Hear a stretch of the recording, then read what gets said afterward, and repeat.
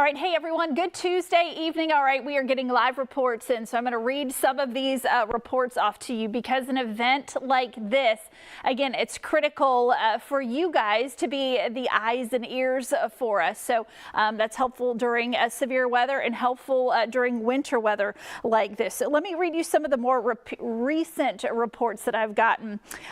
So we are getting reports of snow now in Summerville. It's starting to accumulate. I've actually gotten several folks in Summerville saying that snow is starting to accumulate. It has been sleeting, and we are talking about heavy sleet here at the station and in parts of Mount Pleasant. Hearing about snow falling in West Ashley. And then again, let's see what other reports we've got. So again, we've seen a mixed bag of precipitation up to this point. So when the precip first started, it was a cold rain, and that was kind of right along the coast. And then we started to see some areas reporting sleet.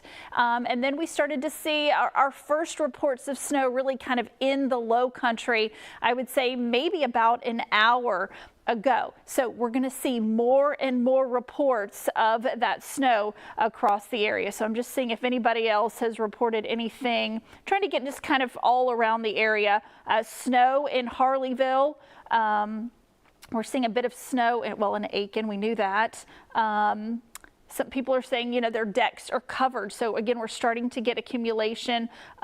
Sleet in Cane Bay as of 15 minutes ago, sleet and snow flurries in Goose Creek. So put my phones down here, grab the clicker, but we appreciate all of those reports that you guys are giving us across the low country. Just very, very critical. All right, here's what it looks like on the satellite and radar composite. So again, we're seeing snow across more of the area than we're seeing anything else, but especially snow in Summerville, Moncks Corner, Walterboro, right along the coast. That's where we're seeing sleet. And again, sleet really coming down in Mount Pleasant right now. So here you can see kind of what we call the range snow line, so to speak. Now, let me show you something different.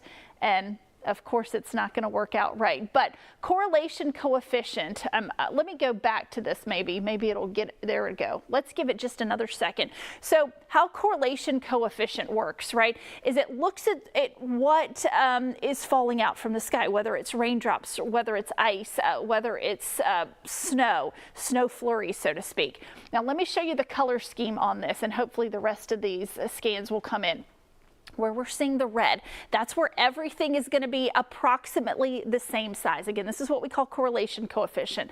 So this is one of the things that we can use with radar. So where we're seeing the red, that's where everything's going to be uniform, right? So again, we're seeing snow in Summerville. Again, around Moncks Corner, we're predominantly seeing snow, especially off toward the north, up around Georgetown. Where we start to see a change in color, that's going to be where we're seeing that wintry mix, that mixed bag of precipitation. So when we're not seeing one solid, so to speak, so some sleet mixing in with the snow, maybe in some areas some freezing rain. Although I think at this point, because temperatures are continuing to drop below freezing, we're going to see sleet in some areas, but everything eventually is going to become all snow with the exception of maybe right along the beaches. So correlation coefficient, that can help to kind of fill in the gaps if we're not getting reports from across the area. But you guys have been fantastic letting us know what's happening at your house. Hopefully you'll keep that going as we head through this event.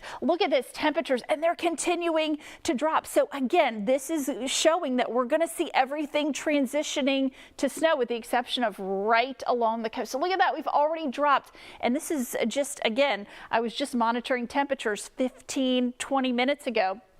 We're already seeing those temperatures falling into the middle and upper 20s. Factor in the wind chills. So this is what it feels like out there. So you don't want to be out there. Chief Meteorologist Dave Williams was out saying roads are already getting slick, Sonia. So stay home. It's bitterly cold out there. We've got this winter precip again. Eventually it's going to become all snow. You can go and just step outside and just watch it and not have to travel and stay safe. All right, storm tracker day today into tomorrow. Bitter cold. Snow and sleet. We've already seen that. It's going to be breezy at times. So what kind of impacts are we looking at? Well, from the bitter cold, you could get frozen pipes. So hopefully you've already taken those necessary precautions. If not, still some time to do that. Obviously, if you're outside for an extended period of time, you can get frostbite. So that's why you want to wear gloves. You want to wear a hat. You want to have a scarf, multiple layers, but again, really limit your time outdoors if you have the option. Dangerous roads and bridges as we start to see this ice accumulating. And we have seen some small accumulation of ice. Again, these are in spots where we had either sleet or freezing rain. Keep in mind, again, you've got a bridge, right? You've got an overpass. There's air all around it, that cold air, that sub-freezing air. So these are what's going to freeze first, the bridges and the overpasses. So avoid those if you can. And again, we've got wind chills in the teens. In fact, we've got that cold weather advisory. That's going to be in effect until Thursday at, I believe, noon. Definitely goes until Thursday. I think noon is the time, either 10 a.m. or noon is when that is in effect until. All right, bitter cold temperatures persist, accumulating snow, some sleet, dangerous travel expected. So how much accumulation? We're thinking 2 to 5 inches of snow. Now, if you tend to see a little more sleet, that could cut into your grand snow total, so to speak. But we're still looking at 2 to 5 for pretty much all of the low country. Obviously, we're going to have some range depending on who gets some of those heavy bands of snow. And then west of Interstate 95, we're looking at 1 to 3 inches. Right now, 28. Again, we're seeing sort of a mixed bag according to this icon here, but I really think we're going to see that transition to like 17. So notice we're starting to see that transition to all snow across the area. And as far as the colors go, this is going to be the lighter snow where we're seeing the really bright white. That's going to be the heavier snow. And look at that. It's moving in from the south and west. It's going to move right on top of us. So as we have been watching this storm system along the Gulf Coast, we've been able to get an even more accurate picture of how things are panning out. And this system overperforming, producing more snow than we originally thought. So that's why we've kind of upped those snow chances. Originally, we were thinking 1 to 3.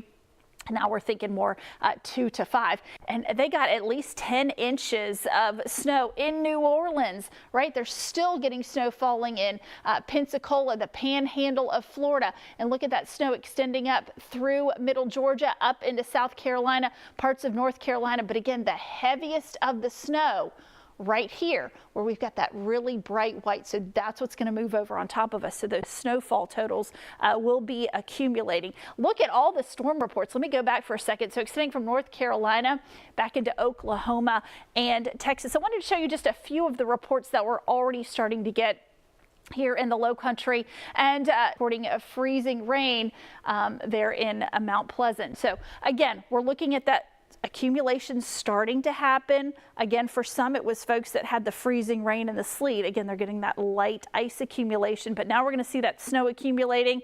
Our chief engineer sending video of that snow already starting to slowly accumulate in Somerville. But again, this is what we're going to see, is that heavier snow moving on top of us.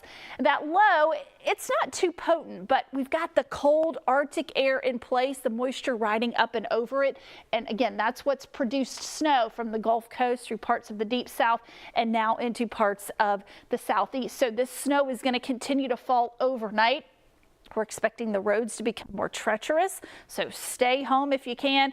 We know e-learning days for all of the low country counties tomorrow, so we're not going to have to worry about getting kids on the bus, getting them to school. Hopefully you can stay home. Notice the snow starts to shut off by around 7 a.m., but we're still going to be below freezing, so everything's going to stay. As we get some sunshine, we should warm up below freezing. We're looking at highs in the upper 30s tomorrow, but whatever doesn't melt is going to refreeze Wednesday night. We've got some clouds moving in. Moisture should stay off the coast on Thursday.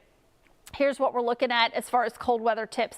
Protect people and pets, protect pipes, drip your faucets, cover, bring in plants, and heat your houses safely. So these are tips we're going to need to follow not just tonight, but the next several nights with those temperatures below 32 degrees. So tonight, snow and sleet, heavy at times, 25 degrees for a low.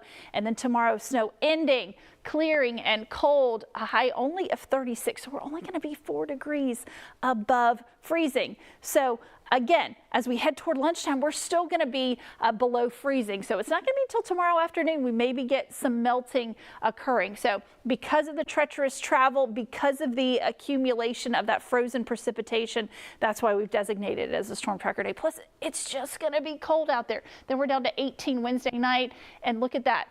Thursday night, Friday night, Saturday night, temperatures below freezing, but our high temperatures finally warming up. So thanks to everyone for sending in their reports so far. Please keep us posted. Keep those pictures coming in to us here at the station.